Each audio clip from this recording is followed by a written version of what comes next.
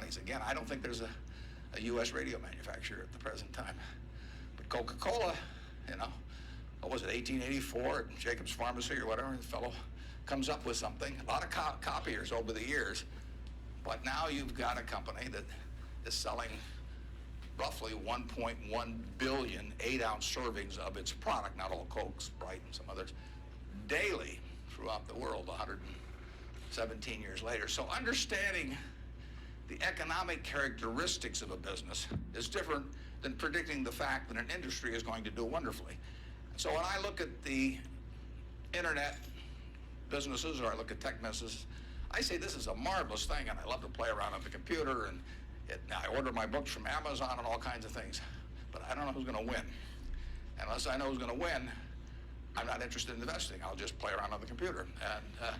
And defining your circle of competence is the most important aspect of investing.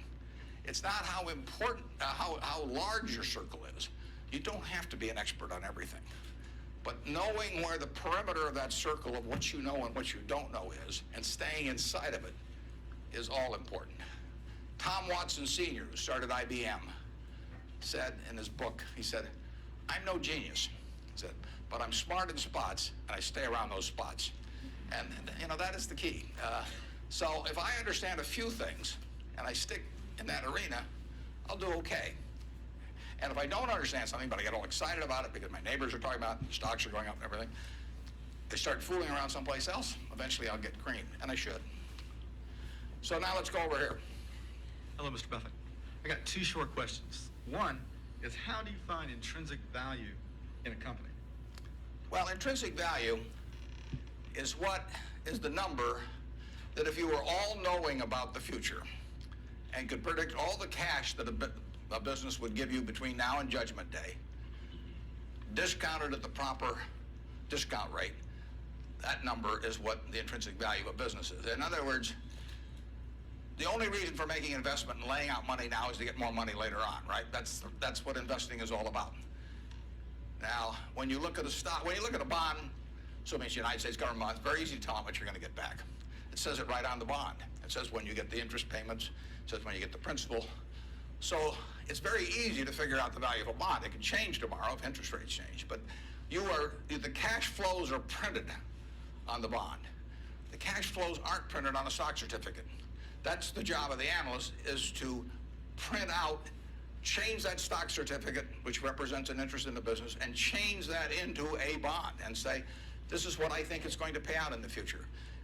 When we buy, some new machine for Shaw to make carpet, that's what we're thinking about, obviously, and you all learn that in business school. But it's the same thing for a big business.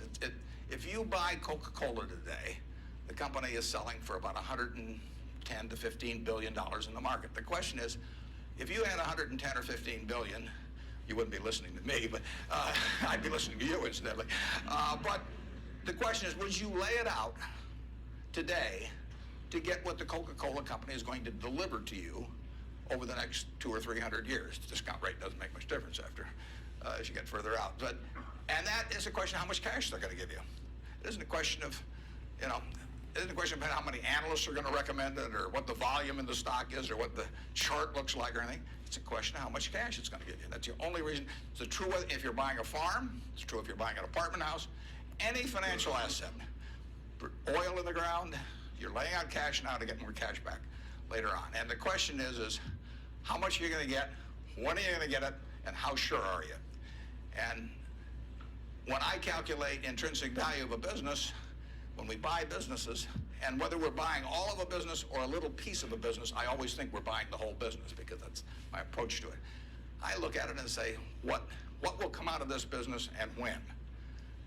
And what you really like, of course, is them to be able to use the money they earn and earn higher returns on it as you go along. I mean, Berkshire has never distributed anything to its shareholders, but its ability to distribute goes up as the value of the businesses we own increases.